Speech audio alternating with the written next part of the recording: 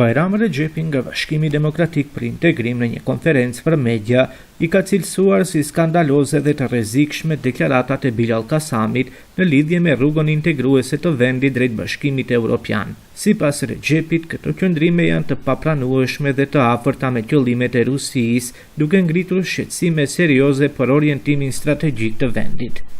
Kjo konferencë sot është thirrur për të shprehur ndinjatën dhe shqetësimin tonë të lidhur me qëndrimet e Bilal Kasamit të prezantuara në një intervistë në televizionet nacionale.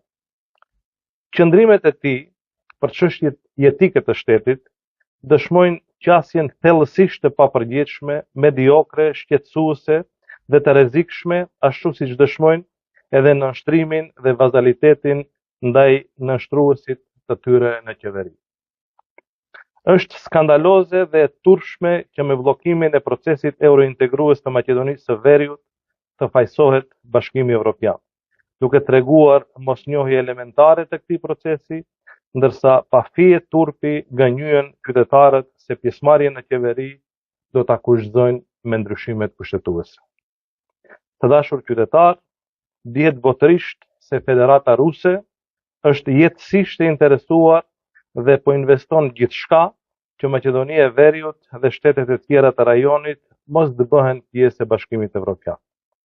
A është e rastësishme që qëndrimet e Bilal Kasamit të jenë në pajtueshmëri të plot me interesat ruse në Ballkan?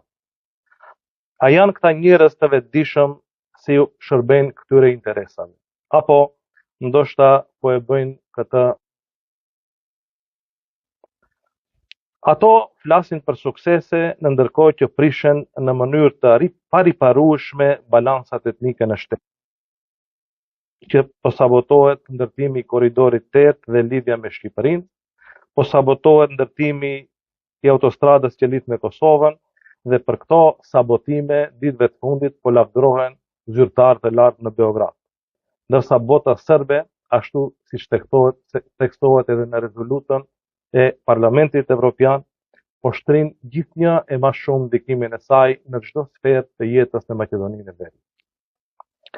Për çfarë suksesi po flasin, ndërkohë që përdorimi I gjuhës shqipe po sabotohet me një ritëm të përshpejtuar, pasi që u hoq balancuesi dhe po dëmtohet rënd edhe përfaqësimi I shqiptarëve nëpër institucione shtetërore, dhe në ndërkohë që demokracia konsenzuale së bashku me marrëveshjen e Ohrit paranohet çdo ditë. Për fat të keq, sot gjendemi në një realitet ku shqiptarët e Maqedonisë së Veriut përfaqësohen nga lloji politik I Bilal Kasamit, të zhytur në krim dhe politikën e shohin vetëm në prizmin e zhvatjes së pronës publike dhe të krimit që po zhyten gjithnjë e më shumë. Koha për përgjegjësi politike do të vi shumë shpejt.